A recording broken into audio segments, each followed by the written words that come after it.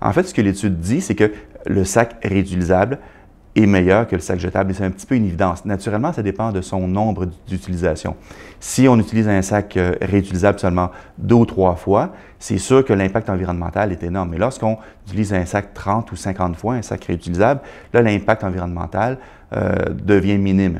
Donc, on ne se rend pas compte, mais au Québec, on utilise environ 1 milliard de sacs de plastique par année, ce qui est énorme.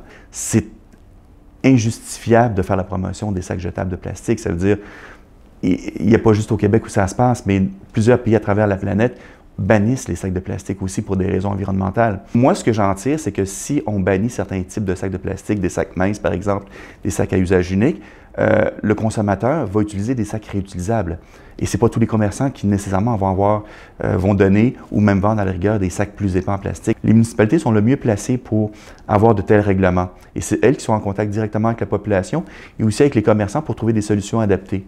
Donc, je pense que le fait que des municipalités adoptent des règlements pour bannir l'utilisation de certains sacs de plastique à usage unique, c'est une excellente chose et ça va faire boule de neige. Déjà, on en a quelques dizaines au Québec qui sont allés dans ce sens-là et je suis sûr que d'ici quelques mois ou que d'ici le mois d'avril peut-être, plusieurs autres municipalités vont emboîter le pas, ce qui est une excellente chose.